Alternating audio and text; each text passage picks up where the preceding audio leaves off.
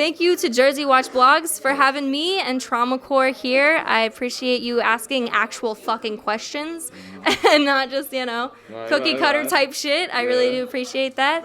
Yeah, it was really sick doing this interview and being here at the Neon Jungle. And yeah.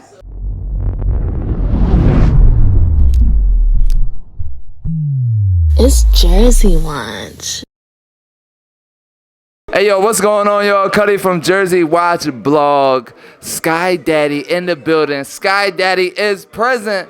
How you liking Philly? I fucking love it. It's dope. It's really cool. I like the people. I like the cheesesteaks, Cheesesteaks is fine. Yeah. Cheesesteaks is fine. It's really cool. It's cool to be here.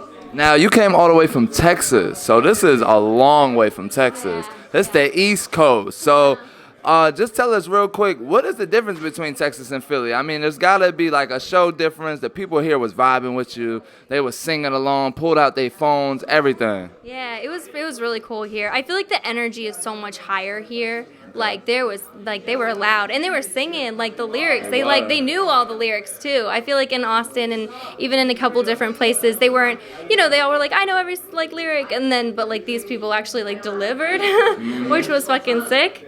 Definitely like a huge difference is just, I don't know, the authenticity. I think Austin can kind of be like, I don't want to say fake, obviously it's not fake, but it's like it's full of people that are it's kind of cliquey, if you will, but this seems like a community of people, and I love that. I think that's my favorite part about Philly. Word. Well, first off, welcome to Philly. We are happy to welcome you here to Neon Jungle. Let's talk about your music. So, Traumacore is the genre of music you create in. You got a tribe behind you. Can you explain what that is?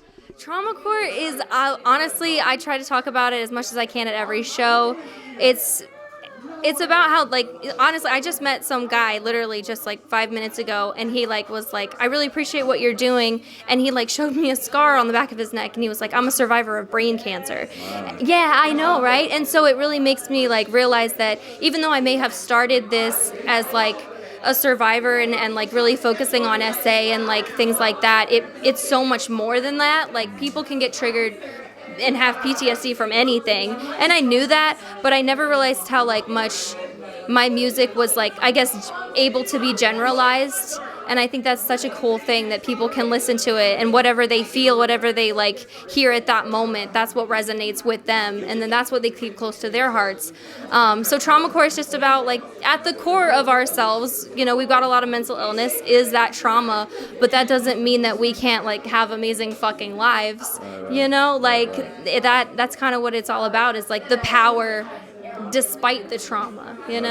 Yeah, a lot of people think it's like glamorization, but it's really not. It's just like being able to finally speak on things that our parents and our friends and our family and people tell us not to talk about. Right. Yeah. Now I can see everybody in the crowd, you're affecting them in different ways. Like this person went through this person went through that, but you have a song called Why Me, and you talk about how you were one way and now you're a different way because of things that happen inside of your life. So can you break down Why Me, and why do you think that it touches the people so much? Honestly, I think Why Me is just, I think tackling the conversation of religion is always really hard, because like you don't know what one person believes or the other person believes. And I think that at the end of the day, it doesn't even really matter, kind of, because even if like your relationship with God is just like one big question mark, it doesn't like negate the fact that you still ask that question of like, why did I go through this trauma? Why did I have to be like put in this life that I was put in? But when I wrote it, I personally felt like I needed to be able to kind of just express my frustration, and I don't know, I grew up super like Christian, and I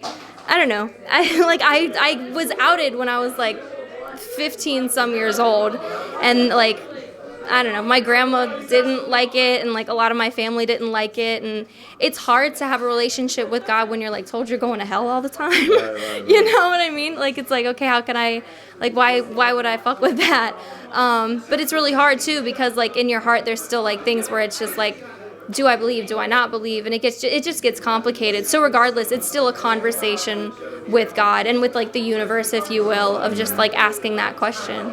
Yeah, like a why me? Like why is this happening to me? Yeah, exactly. But you touch more than just religion too, because you brought up like lesbianism and people just being gay all together. How does it feel when them people come up to you and they be like, you make me feel accepted? I love it. I absolutely love it, especially because, like I said, growing up, there was so much like hatred and homophobia. Like, I'm gonna be real. I'm originally from Virginia. I don't rep it too much because of all the trauma that occurred there. I feel like there's a lot of people out there, like MGK's like Cleveland. Like, I'm not really that kind of artist because I don't feel like I don't want to say they don't deserve it, but like I don't want to sit there and rep a hometown that really fucked me over in so many fucking ways, and there was so much toxicity. So I'm kind of like floating around trying to just find, people that I vibe with in different areas. But I think that at the end of the day, like if you're LGBT or like if you happen to like girls or whatever your vibe is, I think that it's really about just like knowing that you're allowed to be whatever the fuck you want to be, and like that's not anyone's decision to tell you that that's wrong or right. I think that's especially why like religion comes into play, because 9 times out of 10 when you're talking about LGBT, the Bible comes into play, and everyone's like, it's Adam and Eve, not Adam and Steve. And it's so fucking annoying because it's like I'm not gonna apologize for being with my girlfriend because she's not only saved my fucking life, but like she's a huge reason why this even exists. Like when I went through all of the shit that I went through, she was straight up like, have you ever heard of NF? Yeah, and she introduced me to like artists that were putting their trauma in their music, and she's like, what if you did this? And I was like, I can't fucking do that. Like that's impossible. And then eventually, like it was literally just one day I was at work. I used to work at Live Nation as like a maintenance worker, and I was like working with these guys, and they started making like consent jokes or rape jokes or whatever. Like it was fucking funny, and I got fucking triggered, and I almost went off. But then I was told to just walk it off and like go the other direction. And instead of like going off on someone and fucking hitting them, I walked away, and I was like, I shouldn't take things so serious. I don't think they mean any harm, but it would sicken you too if it happened to you and you had to relive every part. And that's where all of this came from, completely. Like, and I had that thought of her saying, okay, what if you made these lyrics? Like, what if you actually put everything that you're dealing with into like music? And like, since that thought was in my head, that's what I decided like to do, and it turned into this, and she's my partner, like she's my girlfriend, she's like the love of my fucking life, and I refuse to apologize for that, and that's how everybody should act, 100%, right? Like, no, I feel you. Look, she preaching to me, okay? I'm married, so I fight for my wife, okay? She gets exactly what she wants. So if she say anything, you watching this, baby, you already know you got me. Let's talk about the new music coming out. So I see that you just did your first merch drop. You were very, very excited. I know the fans went crazy, but you're releasing some new music too. So maybe let's talk about the next one. Let's talk about the recent one so that the people can catch up with you.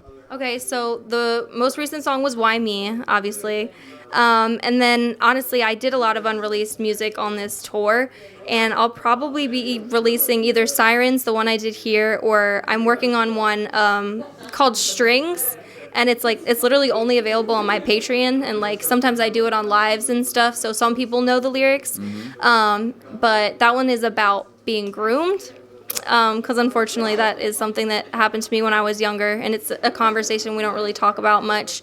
But like Traumacore is all about talking about the difficult subjects. 100%. Yeah, so I think that I'll probably end up releasing Strings, because I know there's so many of my fans that have also been groomed and also feel like it's their fault, because when that kind of happens, there's so much like people from the outside see so much complacency, and they don't realize that there's so much going on, from like targeting to like someone to like giving them gifts and like isolating them from their friends and their family, and then eventually it leads to honestly sexual abuse.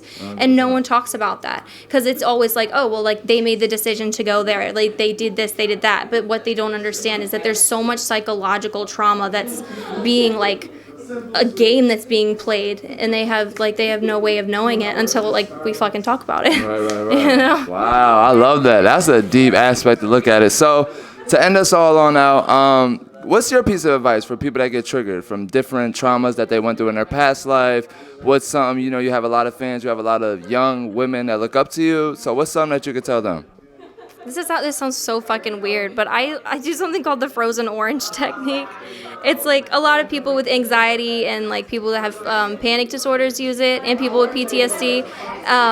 But I do it a lot. Like weirdly enough, like you can try to talk yourself down, obviously, and you can try to soothe yourself as much as you can, but having tools is so important, like actual fucking tools that you can use. So I put oranges in my freezer, and it's a thing that like therapists actually recommend, where if you get triggered or if you are about to like have a panic attack or whatever, you do something like a grounding exercise. Like I'm sure you've heard of grounding.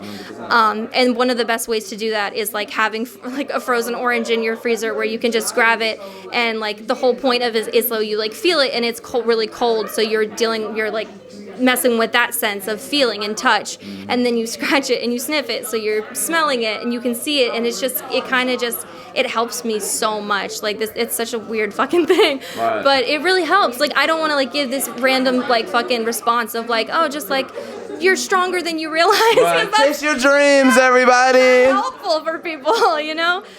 So yeah, that breathing exercises. I have a lot of self-help books. You know, educate yourselves. 100%. I think that's the number one thing. Is just like be smart about the things that you're going through, and like don't be afraid to really like absorb as much knowledge as possible in order to combat it, and have these resources, and like I call it a tool belt, and have your own tool belt that because only you know your mind, 100%. And only you know your intrusive thoughts and your mean thoughts that you know can come about in 100%. Shit.